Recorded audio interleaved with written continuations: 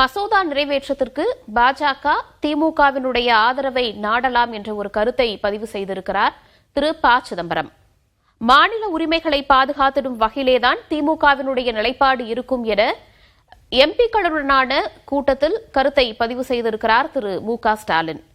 சட்டமன்ற தேர்தலில் ஏற்பட்டிருக்கக்கூடிய இந்த மாற்றங்கள் அனைத்தும் பாஜக திமுக கூட்டணி என்ற ஒரு இடத்தை நோக்கி நகர்கிறதா என்ற ஒரு கேள்வியுமே எழுப்பப்பட்டிருக்கிறது. இதையெல்லாம் மையமாக வைத்து இன்றைய நிகழ்ச்சியின் தலைப்பும் கட்டமைக்கப்பட்டிருக்கிறது. விவாதமாகியிருக்கும் தொகுதி மறுவரையறை, எதிர்பார்ப்பை ஏற்படுத்தியிருக்கும் திமுக நிலைப்பாடு என்ற தலைப்பில் பேசவிருக்கிறோம். போதிய ஆதரவு இல்லாம கடந்த நாடாளுமன்ற கூட்டத்தொடரின் போது நிறைவேற்றப்படாமல் போன ஒரு மசோதாவை மறுபடியும் நிறைவேற்றப்படுவதற்கான அந்த ஒரு விஷயங்கள் எல்லாம் பாஜக எடுத்து வருவதற்கான காரணம் என்னவாக இருக்கும்னு நினைக்கிறீங்க? வணக்கம். ஏற்கனவே நீங்க சொன்ன மாதிரி இது ஒரு கான்ஸ்டிடியூஷனல் அமெண்ட்மெண்ட். கான்ஸ்டிடியூஷனல் அமெண்ட்மெண்ட்னா சிம்பிள் மெஜாரிட்டி. இதை நிறைவேற்றுறதுக்கு ஒரு சிம்பிள் மெஜாரிட்டி போதாது. 2/3 மெஜாரிட்டி இருந்தாதான் அவங்களால நிறைவேற்ற முடியும். அவங்க ஏற்கனவே இதுக்காக ஒரு ஸ்பெஷல் செஷன் ஒன்று கூட்டி அவங்க எப்படியாவது மிரட்டி உருட்டி கெஞ்சி கூத்தாடி அவங்க இதை நிறைவேற்றலாம்னு நினைச்சாங்க. ஆனா பாராளுமன்றத்தில் உட்கார்ந்து இருக்கிற கட்சிகள், காங்கிரஸை தவிர குறிப்பாக மாநில கட்சிகள், அதாவது ரீஜனல் பார்ட்டிஸ் ரொம்ப விழிப்போடு செயல்பட்டாங்க. எல்லாரும் சேர்ந்து இதை எதிர்த்து இது எப்படி ஒரு மக்களுக்கு எதிரான ஒரு சட்டம் அப்படிங்கிறத எல்லாருக்கும் எடுத்து கூறி இதை நிறைவேற்றாத தடுத்து நிறுத்திட்டோம். அது ஒரு பெரிய விக்டரி. அது ஆப்போசிஷனுக்கு ஒரு பெரிய விக்டரி. ஆனா நமது ஹோம் மினிஸ்டர் திரு அமித்ஷா அவர்கள் அவரோட ஈகோக்கு ஒரு மிகப்பெரிய ஒரு அட்டாக்க அதை அவர் கருதிட்டார். அவர் நேஷனல் சேனல்ல இந்த அவங்க இன்ட்ரடியூஸ் பண்ண ஒரு பில், அதாவது கவர்மெண்ட் இன்ட்ரடியூஸ் பண்ண ஒரு பில் தோர்த்து போய்விட்டது அப்படிங்கிறத அவர் சிம்பிளா எடுத்துக்கல. அது ஒரு காரணம். His personal ego has been hurt. அதனால அதை இன்னொரு தடவை இன்ட்ரடியூஸ் பண்றாங்க. இந்த முறை அதை எப்படியாவது இதை பாஸ் பண்ண வைக்கணும் அப்படிங்கிறதுக்காக எல்லா விதமான தில்லுமுள்ளுகளும் செய்கிறார்கள். நம்ம ஏற்கனவே பார்த்துட்டோம் எப்படி டிஎம்சிய அவங்க உடைச்சாங்க, அங்க இருக்கிற எம்பிஸை எப்படி ஒரு கட்சி தாவ அதெல்லாம் இன்ஜினியர் பண்ணது அமித்ஷா அவர்கள் தான். கட்சி தாவ செய்து அவர்களை என்டிஏக்கு சப்போர்ட் பண்ண வச்சாங்க. அவரோட ஈகோ ஹர்ட் ஆயிடுச்சு. கவர்மெண்ட் இன்ட்ரடியூஸ் பண்ண ஒரு பில் அவங்களால பாஸ் பண்ண முடியல அப்படிங்கிறது அவங்க அதை சாதாரணமா எடுத்துக்கல.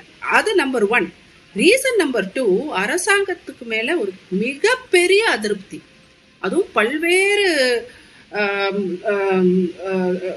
சாரார்கிட்ட அவங்க மேல ஒரு அதிருப்தி. நீங்க பாத்தீங்க இப்ப இந்த சிபிஎஸ்இ கொஸ்டின் பேப்பர், சிபிஎஸ்இ கரெக்ஷன்ல அவங்க பண்ண அந்த சொதப்பல் விஷயமா இருக்கட்டும், நீட் தேர்வு இந்த பேப்பர் லீக் ஆகி பிள்ளைகள் 2வது முறையா குறிப்பிட்டது போல ஈகோ பிரச்சனையாக இல்லைன்னா அரசின் மீது இருக்கக்கூடிய அதிருப்தி, இந்த மாதிரி பல்வேறு விஷயங்கள் எல்லாம் எடுத்துட்டாலுமே இதையெல்லாம் மையமாக வைத்து இதெல்லாம் சரி செய்யணும் அப்படிங்கிற காரணத்திற்காக பாஜக திமுகவினுடைய ஆதரவை பெறுவதற்கான முயற்சிகளை ஈடுபடுவாங்கன்னு நினைக்கிறீங்களா?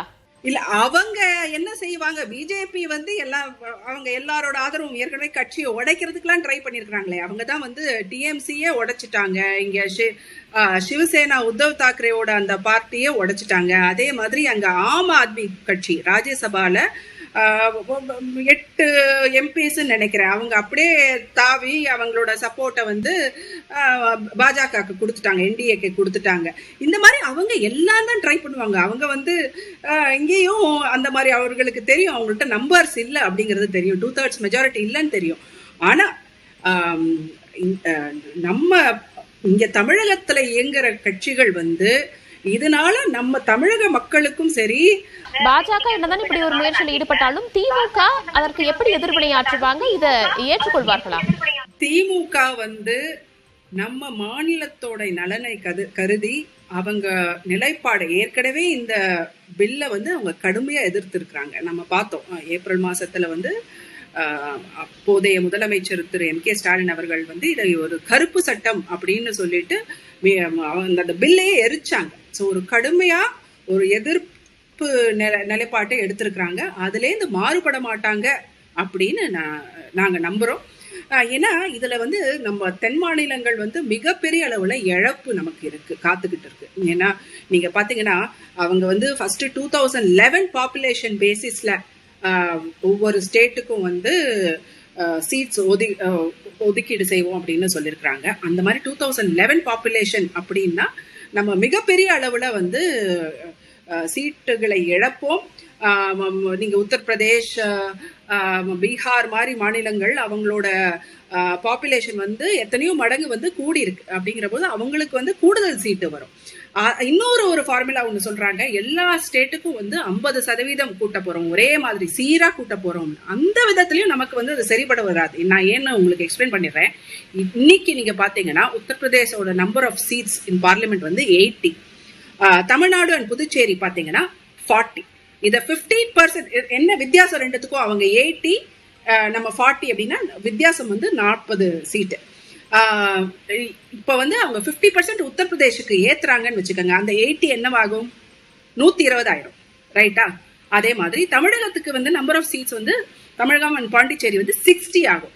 ஸோ அந்த டிஃபரன்ஸ் வந்து நீங்க பாத்தீங்கன்னா 60 ஆயிருது. ஏற்கனவே வந்து நமக்கும் உத்தரப்பிரதேசுக்கும் இருந்த 40 வந்து இந்த வித்தியாசம்ங்கிறது வந்து 60 கூடிரும். அதாவது நம்ம குரலை அவ்வளவுக்கு அவ்வளவு இழக்கிறோம்னு அர்த்தம்.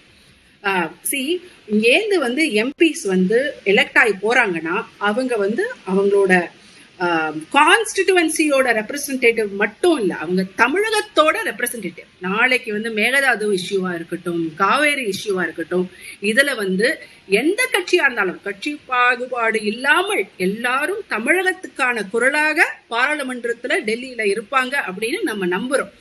அந்த குரல் வலுவை நம்ம இழந்து விடுவோம். அது வந்து நம்ம மாநில உரிமைகளை வந்து இழக்கிறதுக்கு சமம் அப்படிங்கிறத இங்க இருக்கிற கட்சிகள் எல்லாரும் உணர்ந்து இருக்கிறாங்க. அதனால அவங்க வந்து நம்ம மாநிலத்துக்கு விரோதமா செயல்பட மாட்டாங்க அப்படிங்கறத நாங்க உறுதியா நம்புறோம். நீங்க குறிப்பிட்டதுல இருந்தே கேக்குறேன், கடந்த காலங்கள்ல திமுக தொகுதி மறுவரையறை கடுமையாக எதிர்த்திருக்காங்க. அப்படி இருக்கும்போது திரு ப. சிதம்பரம் அவர்கள் தற்போது இப்படி ஒரு சந்தேகத்தை கிளப்பி இருப்பதற்கான பின்கதை என்னவாக இருக்கும்னு நினைக்கிறீங்க? சந்தேகத்தை கிளப்பி விடுறது, நானும் அந்த ட்வீட்டை படிச்சேன். அது அதோட நோக்கம் இல்லை. அவங்க வந்து ரீட்ரைட் பண்றாங்க.